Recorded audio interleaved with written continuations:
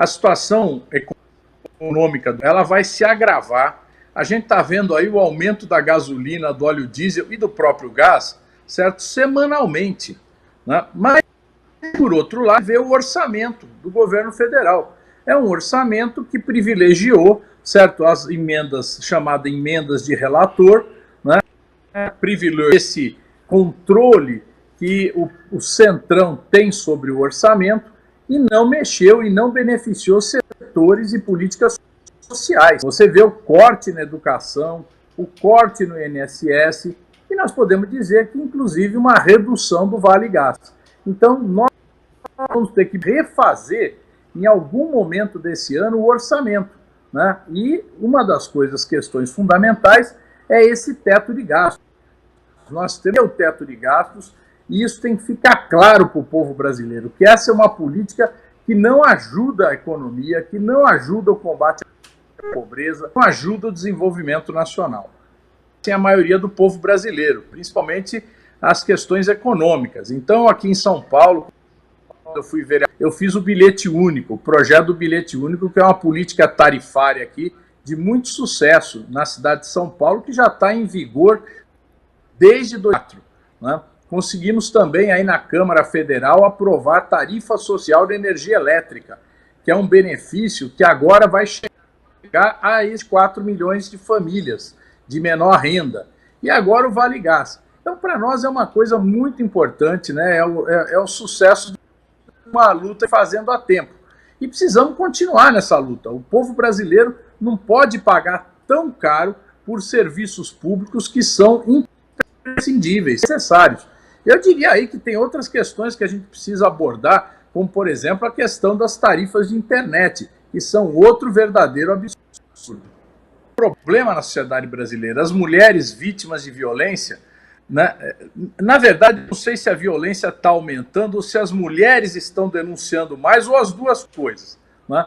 Mas o fato é que o número de denúncias de violência é maior.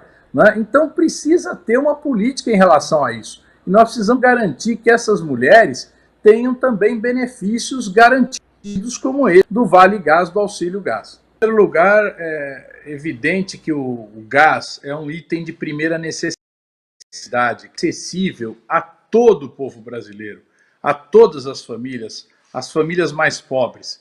E o gás vem tendo aumentos como combustíveis, muito além da inflação, impedindo que as famílias mais pobres tenham acesso a esse produto. Pois bem, foi a partir dessa constatação, e como a gente tinha uma dificuldade grande de resolver o problema da política de combustíveis do governo, que está aumentando o diesel, a gasolina, o próprio gás, nós optamos então por fazer uma política que garantisse um subsídio para as famílias de menor renda. Tivemos o apoio de todos os partidos, porque é evidente que ninguém ia fazer uma proposta como essa, né? Fomos ao Senado, articulamos no Senado também e obtivemos apoio unânime no Senado, exceção de um voto líder do governo. E aí a nossa preocupação é que o governo talvez pudesse vetar o projeto. Mas veja você, um projeto aprovado por tamanho unânime, evidentemente que se o governo vetasse, seria o veto derrubado. Então o governo acabou cedendo. Mas aí o governo fez uma maldade, colocou um recurso no orçamento muito inferior à necessidade.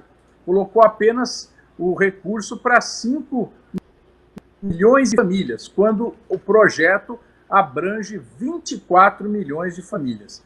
Então, ainda que a gente tenha conseguido essa vitória, nossa luta encerrou. Nós temos que ampliar o recurso no orçamento para garantir que 24 milhões de famílias tenham direito ao Vale Gás. No ano passado, nós tivemos aí uma resistência muito grande e conseguimos, até o final do ano, travar a reforma administrativa, a PEC 32, dentro da Câmara, uma luta muito forte dos servidores públicos, e nós, nos Correios, conseguimos também aí barrar, por enquanto, essa privatização da nossa empresa.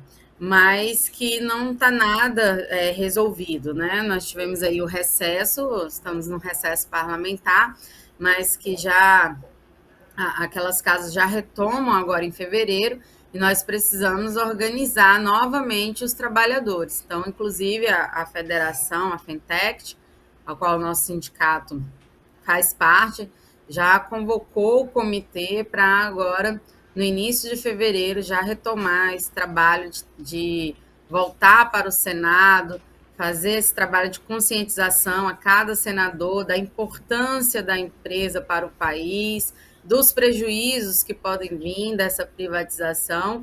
Então, eu acredito que aí, até o mês de abril, vai ser uma luta muito árdua, que é o período que o governo tem para ainda tentar implementar, vai vir com tudo nesses 2 primeiros meses, e que nós temos que fazer isso, dialogar com a população, pressionar dentro do Senado e dando apoio aí, fazendo essa luta conjunta com os servidores, porque a luta contra a privatização e a luta contra a reforma administrativa, ela é uma só, né? É uma luta contra a precarização do serviço público, né, no nosso país, pela a preservação das empresas públicas, do serviço público, que tanto é importante aí à nossa população. E que é verdade, Bolsonaro ele tem esse ataque direto às empresas públicas e ao serviço público.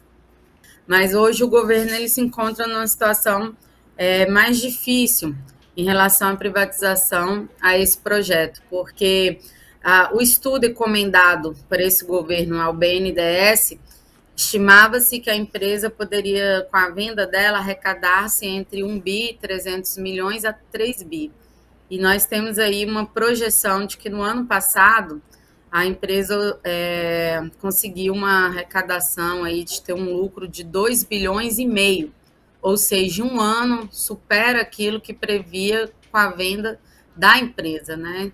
Então, mostra que é uma empresa que tem sustentação financeira, além da importância social que tem para a nossa população, e cada vez vai ficando mais difícil. O ano eleitoral já está aí, então o que a gente entende hoje é que o governo não conseguiu e dificilmente vai conseguir a maioria para conseguir fazer com que esse projeto seja aprovado no Senado. Mas, claro, né, a gente não pode baixar a guarda, temos que ficar fazendo o nosso trabalho de mobilização, mas é provável que a gente consiga, sim, barrar essa privatização, fazer que não vá à votação esse projeto, para que a gente ganhe um fôlego e possa ter uma mudança, né, de projeto político nesse país, que não se passe pela venda, a entrega do nosso patrimônio público, mas sim pela valorização das nossas empresas estatais e do nosso serviço público.